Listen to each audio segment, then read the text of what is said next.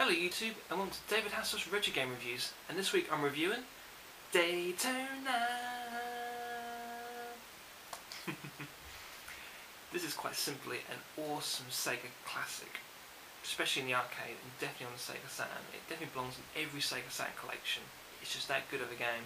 So, let's get on with the review. Okay, Daytona. I absolutely love this game. I remember playing it in the arcade, and the arcade version was absolutely incredible.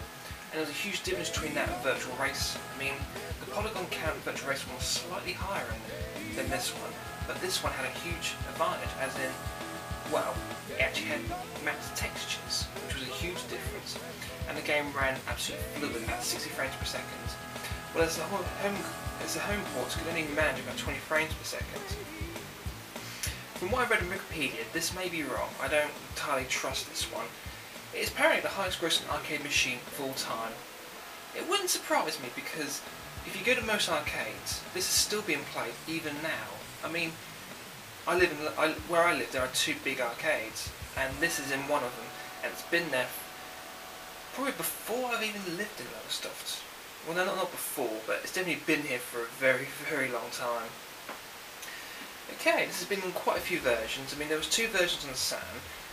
This one, which was a launch title in '95, was rushed because of the fact that they actually launched the Saturn before their launch date, which means that all the launch titles were rushed. And then, I think about sometime later, they released the Daytona USA Circuit Edition. I think that's what it's called.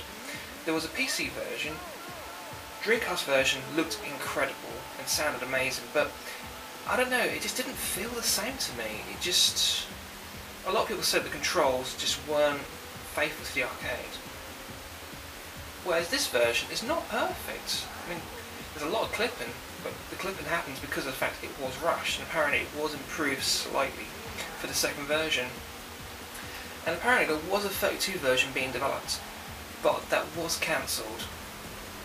But I wonder how they would have done the 32X version, because this was built on the Naomi Arcade Board 2, I think, and pretty much the Saturn and 32X, not directly, but were loosely based on the first one. So for them to port it to the 32X would have been a challenge. Let's put it that way.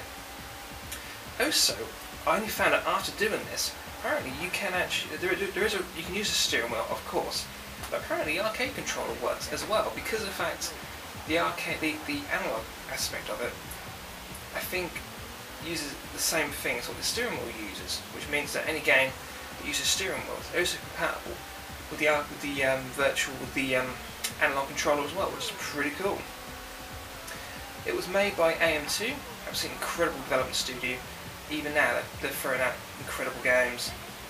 But back to the Dreamcast version now. I mean, it looks amazing, but I think one of the biggest flaws was the online mode was cancelled, which was a massive shame. Then again, you've got to bear in mind that this game, Daytona for the Dreamcast, came out literally on its deathbed. And I suppose they thought there's no point in supporting an online service for it. Nah, this is an incredible game. This is a game you can come back to. Just have a quick 5-minute blast. It's just so much fun. I mean, this is pure Sega magic. It's just, and the music as well. I mean, it's bad. Not bad, it's cheesy, but it's so bad, it's good. If that makes sense. Now, the tunes in this are really interesting, because in the arcade it was all synthesized, like the drums, even the singing, whereas in this, they actually re-recorded it all, and did it all with sort of real music, and that's why it just sounds incredible. Graphically, it is faithful. The only thing is the controls are not quite as fluid, but I think that's because of the frame rate. I mean, you've got to bear in mind that the arcade version was running at a solid 60 frames per second, whereas this was at 30. Well, no, actually it was 20. So it might not be the controls, it might just be just a translation, I suppose. Anyway, that is Daytona.